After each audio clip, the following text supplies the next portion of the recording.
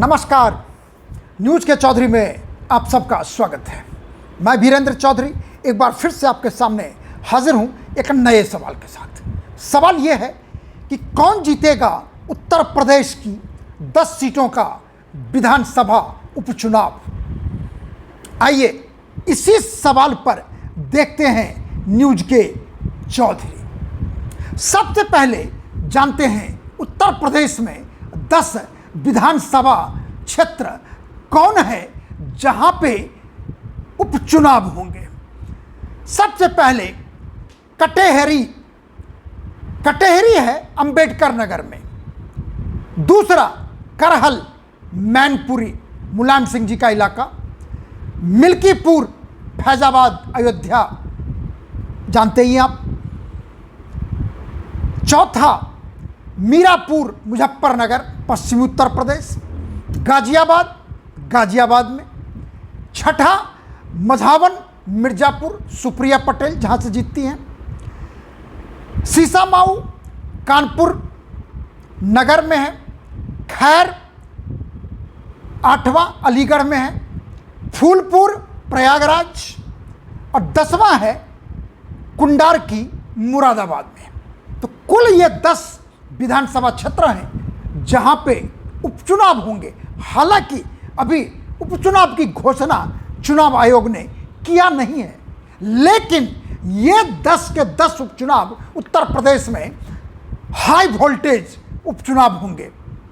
और वो इसलिए कि लोकसभा चुनाव के बाद पहली बार उत्तर प्रदेश में कोई चुनाव होगा और इसका सीधा असर पड़ेगा आने वाले विधानसभा चुनाव। हालांकि वो दूर है 2027, फिर भी वो एक संकेत देगा।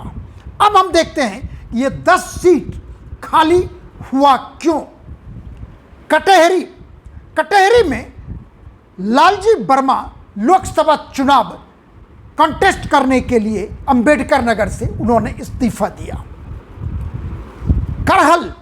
करहल से अखिलेश यादव चुनाव जीते थे और उन्होंने कन्नौज से लोकसभा चुनाव लड़ने के लिए वहां से इस्तीफा दिया। मिल्कीपुर से अवधेश प्रसाद ने इस्तीफा दिया, चूंकि उन्हें फैजाबाद से सपा की तरफ से लोकसभा चुनाव लड़ना था। मीरापुर से आरएलडी के नेता चंदन चौहान ने इस्तीफा दिया था, क्योंकि उन्हें चुनाव लड़ना था लोकसभा का आरएलडी से बिजनौर से। गाजियाबाद के अतुल गर्ग बीजेपी के एमएलए, उन्होंने इस्तीफा दिया चूंकि उनको गाजियाबाद लोकसभा चुनाव लड़ने थे। मझावन असेंबली से बीजेपी के विनोद कुमार बिंद एमएलए थे, उन्होंने इस्तीफा इसलिए दिया कि भदोही से उन्हें लोकसभा चुनाव लड़ना था। और हाजी इरफान सोलंकी सीसामाऊ से एमएलए थे समाजवादी पार्टी के, जिनको डिस्क्वालीफाई कर दिया गया। उन्हें एक केस में 7 साल की सजा सुनाई गई। और उसके बाद खैर असेंबली से बीजेपी के अनूप सिंह ने इस्तीफा दिया, उन्हें हाथरस से लोकसभा चुनाव लड़ना था। फूलपुर से बीजेपी के प्रवीण पटेल ने इस्तीफा दिया था, चूंकि उन्हें फूलपुर से लोकसभा चुनाव लड़ना था। समाजवादी पार्टी के जियाउर रहमान वर्क कुंडारकी असेंबली से इस्तीफा दिया था और उन्हें संभल से लोकसभा चुनाव लड़ना था। तो ये है 10 क्षेत्र का प्रकृति क्यों हो रहा है वहां पे चुनाव। अब आप देखिए कि पिछले विधानसभा चुनाव में इन 10 सीट पे किस पार्टी की जीत हुई थी। कटेहरी, जहां से समाजवादी पार्टी के लालजी वर्मा 2022 में चुनाव जीते थे। करहल से आप जानते हैं समाजवादी पार्टी के अखिलेश यादव 2022 में चुनाव जीते थे। मिल्कीपुर से समाजवादी पार्टी के ही अवधेश प्रसाद चुनाव जीते थे 2022 में। मीरापुर से आरएलडी के चंदन चौहान 2022 में चुनाव जीते थे और गाजियाबाद से अतुल गर्ग बीजेपी के 2022 में विधानसभा चुनाव जीते थे। मझावन में बीजेपी के विनोद कुमार बिंद चुनाव जीते थे 2022 के विधानसभा चुनाव में। सीसामाऊ से हाजी इरफान सोलंकी चुनाव जीते थे 2022 में। खैर से अनूप प्रधान बीजेपी के चुनाव जीते थे 2022 में। फूलपुर से बीजेपी के ही प्रवीण पटेल चुनाव जीते थे 2022 में। और कुंडारकी से जियाउर रहमान बर्क चुनाव जीते थे 2022 विधानसभा चुनाव में। तो कहने का मतलब कौन कौन से सीट पर चुनाव होने हैं, और 10 में से 9 सीटों पर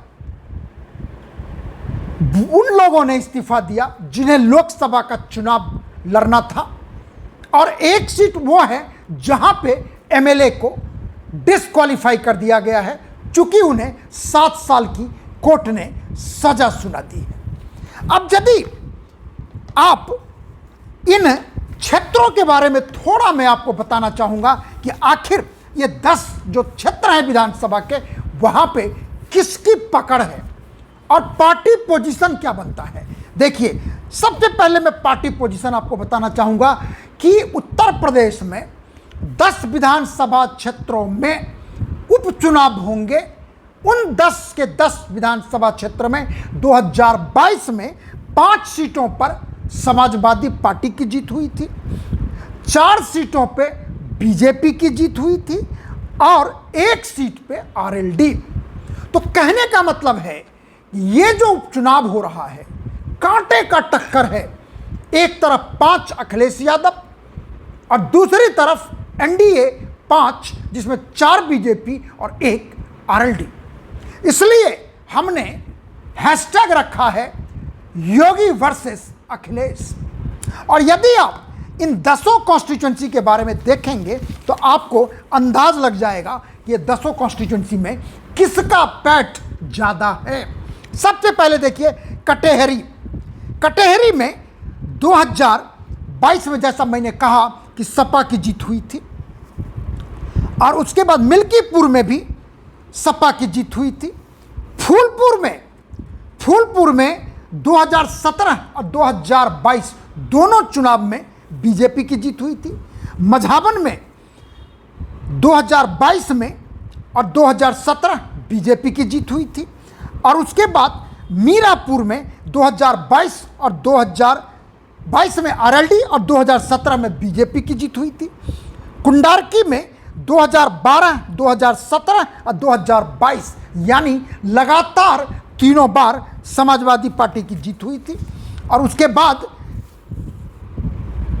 सीसामाऊ में 2012, 2017, 2022 लगातार इरफान सोलंकी वहां से चुनाव जीते थे सपा के टिकट पर। करहल का क्या कहना। करहल तो समाजवादी पार्टी का वो गढ़ है कि 1993, 96, 2002, 2007, 2012, 2017, 2022 लगातार 7 बार से वहां पे सिर्फ और सिर्फ समाजवादी पार्टी चुनाव जीतती आ रही है, जहां से 2022 में अखिलेश यादव चुनाव जीते थे। अब देखिए आप खैर में 2017 और 2022 में बीजेपी की जीत हुई थी। गाजियाबाद में 2017, 2022 बीजेपी की जीत हुई थी।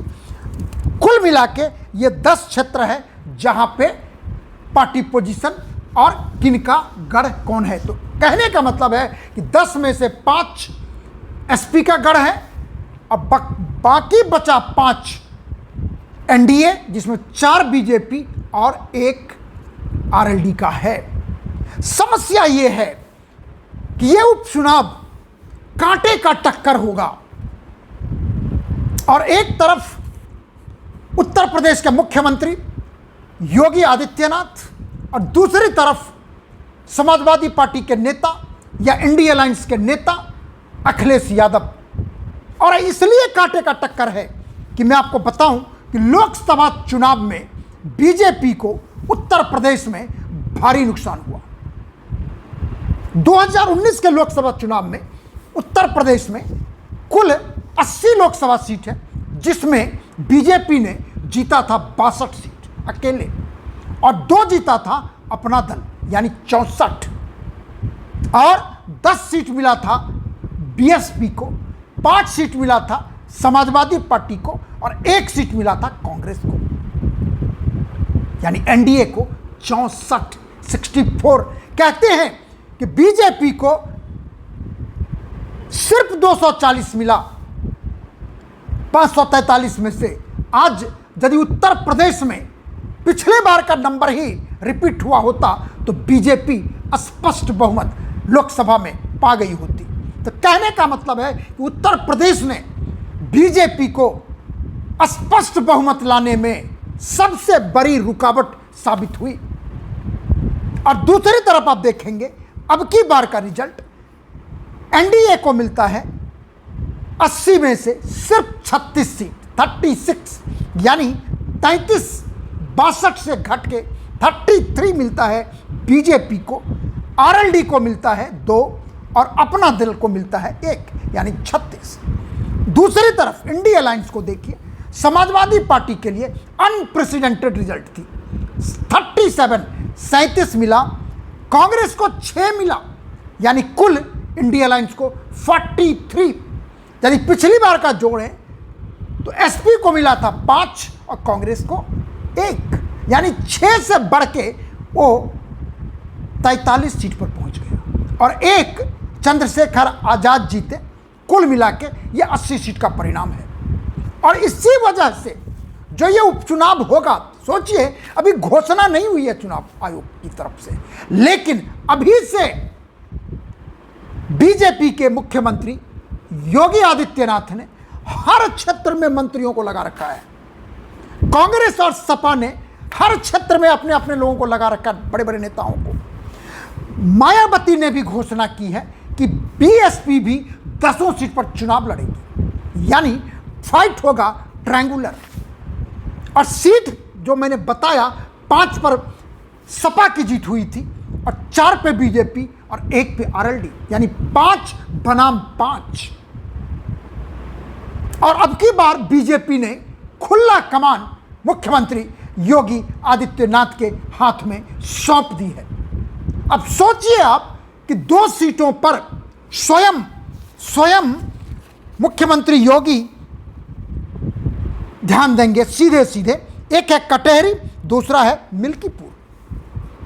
केशव प्रसाद मौर्य को जिम्मेदारी दी गई है फूलपुर और मझावन की, और भूपेंद्र चौधरी जो बीजेपी स्टेट प्रेसिडेंट हैं उनको दिया गया है मीरापुर और कुंडारकी का चार्ज।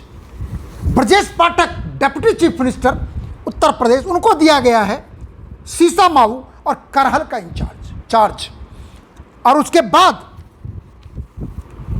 संगठन मंत्री धर्मपाल सिंह हैं बीजेपी के, उनको दिया गया है 2 क्षेत्र, खैर और गाजियाबाद का चार्ज।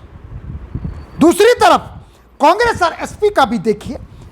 एसपी ने शिवपाल सिंह यादव, अवधेश प्रसाद, लाल बिहारी यादव, वीरेंद्र सिंह, चंद्र यादव, राजेंद्र कुमार। उसी प्रकार से कांग्रेस ने भी अपने जितने बड़े नेता हैं, राजकुमार रावत, नजीमुद्दीन सिद्दीकी, अखिलेश प्रताप सिंह, वीरेंद्र चौधरी, रामनाथ शिकारपुरा, केएल शर्मा जो अमेठी से लोकसभा एमपी हैं, इमरान मसूद, राकेश राठौर, तन्नू पुनिया, उज्जवल रमन सिंह, ये हैं सारे नेता जो कांग्रेस के तरफ से हैं। आप अंदाज लगा सकते हैं कि जो तीनों पार्टियों ने अपने अपने प्रदेश के कद्दावर नेताओं को, मुख्यमंत्री ने तो खुद ही, क्योंकि पिछले बार की रिजल्ट ने बीजेपी को बहुत भारी दबाव में लाके खड़ा कर दिया है। अयोध्या का सीट, जैसे सोचिए फैजाबाद का सीट भी बीजेपी हार गई। इसलिए बीजेपी के लिए भी बहुत बड़ा चैलेंज है, योगी आदित्यनाथ के लिए भी बहुत बड़ा चैलेंज है, अखिलेश यादव के लिए भी बहुत बड़ा चैलेंज है, राहुल गांधी के लिए भी बहुत बड़ा चैलेंज है, मायावती के लिए भी बहुत बड़ा चैलेंज है। देखना यह होगा कि इस जंग में, 10 उपचुनाव के जंग में जीत किसकी होती है। कौन बचाता है अपने मैदान को और कौन नहीं बचा पाता है।